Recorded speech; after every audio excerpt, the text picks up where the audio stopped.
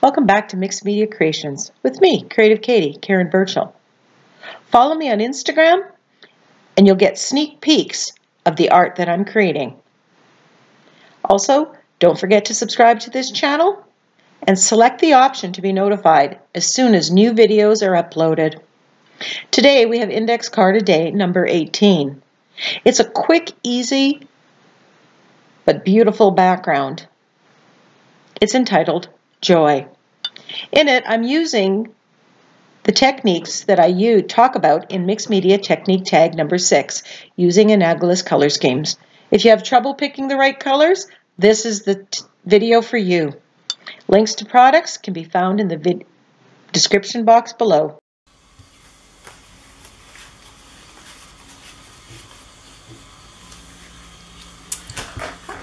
So today I'm getting ready to do index card a day number 18, and I am going to be using my Dilutions paints in the color Squeeze Orange, Pomegranate Seed, and Postbox Red. And we'll be referring the selection of colors that I use in a lot of my videos is kind of all based, they're all based on the color wheel and understanding the color wheel and how using analogous colors are going to give you a very cohesive background. And that is what Mixed Media Technique Tag number 6 is all about. In that video, I guide you through making these cards with your colors of paints of analogous colors. Now those are colors that are next to each other on the color wheel. And that's kind of the basis of what Diane Reevely does. This I got from her, but using the analogous colors will get you the same kind of ideas about which colors work well together. So refer back to Mixed Media Technique Tag number 6. So these are the Ranger blending foams, and I put them onto this is an old teacher stamp. I'm a retired teacher, so I peeled off the stamp that was and just with some Velcro put it on to there, and they work like a darn. And so you get a little bit of the paint, and I'm rubbing that. Now this is a gessoed surface, and that's what I prefer working on.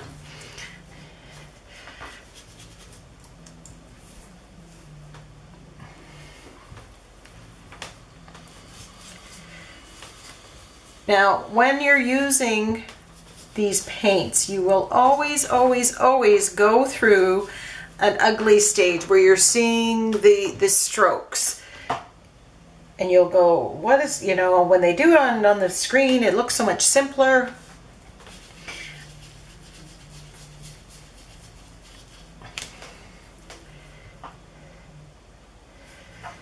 But it's just, it takes time to build up the interesting layers, and you go over it more than once, and you must dry it in between. That is part of the secret in there. So right now it just looks like splotchy. It doesn't look like anything. But don't give up on it. Somewhere along the line the magic starts to happen.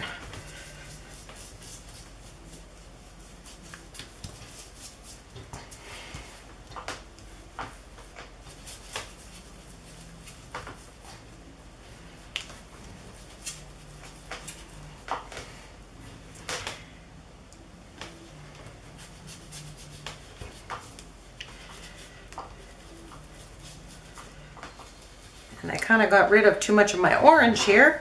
Wasn't really the plan, but I need to dry if I want to reapply some orange.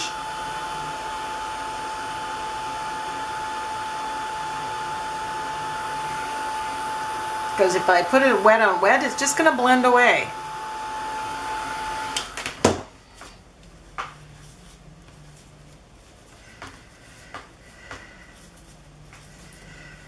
Okay, I kind of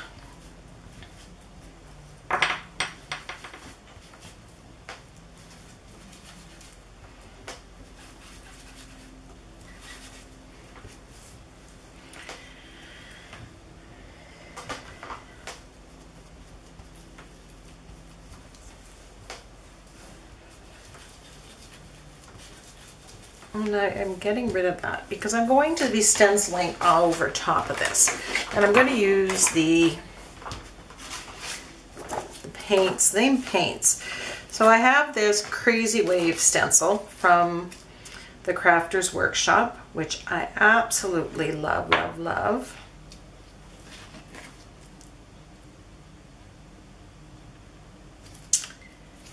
And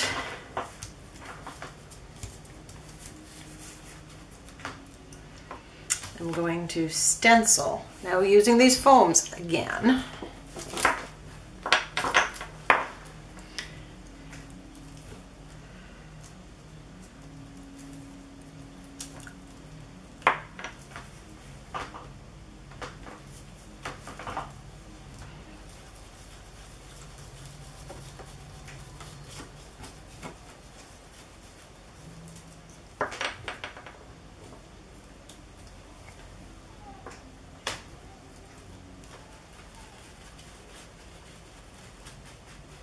And I'm doing each section with a different color. I don't know if this is going to turn out, but I thought, yeah, you know what, let's give it a try.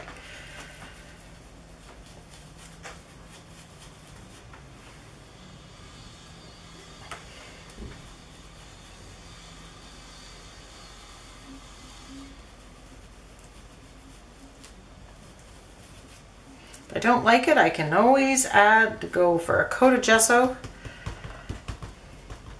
and redo it. Okay, and so there you have it.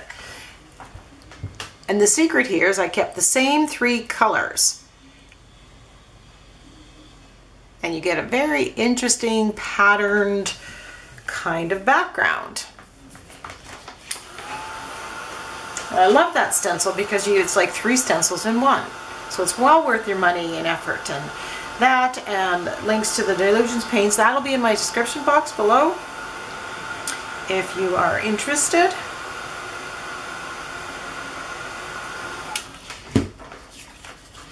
And I just want to edge this, and I'm going to use the darkest color.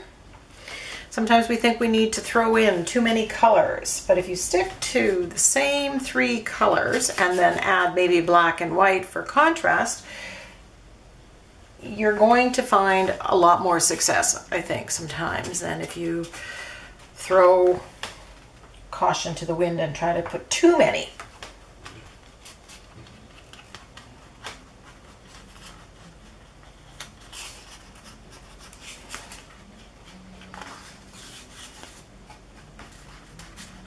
Now, if you don't have the Crazy Wave stencil, you can section off part of it and put 1 stencil there, section off the next part, put the 1 stencil there, and then, you know, use 3 different stencils.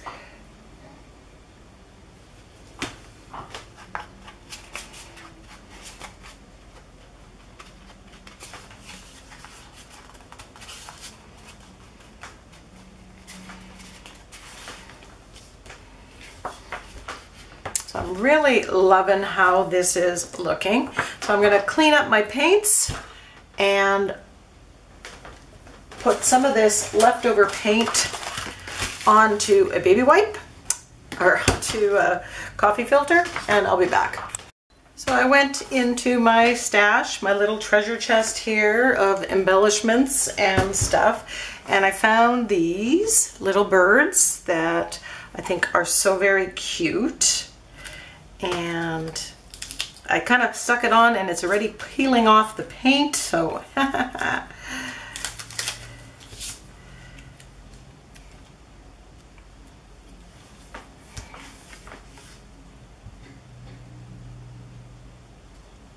I'm just going to put that right there, cover up the mess.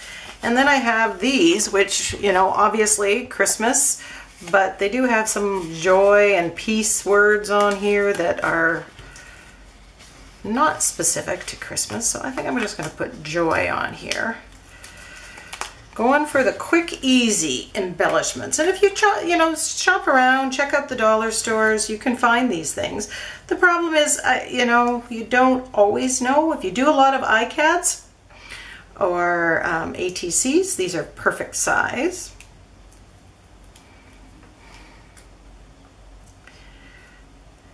you know, but you got to decide, because you can buy a lot. You know, make yourself a deal that you have to actually use them. And I don't really like this, it's kind of dark, so I'm going to put that there and put that down.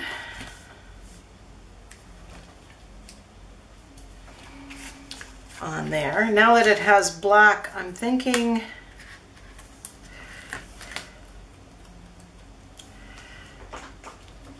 no, heart doesn't. I'm thinking that I need to edge this in black.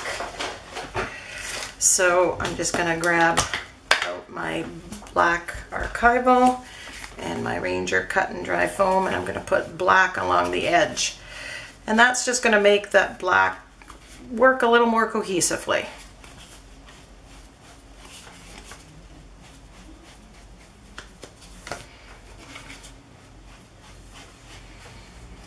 You know, hopefully you can see the difference here.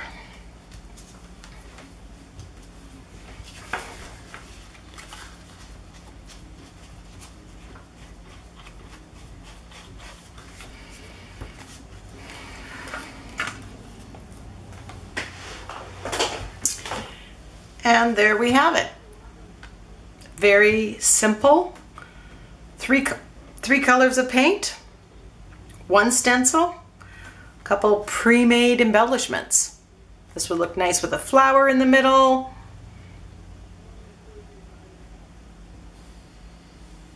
I hope you give this a try. I look forward to seeing it posted on my Facebook group, Mixed Media Creations. Leave me a comment below. Bye for now.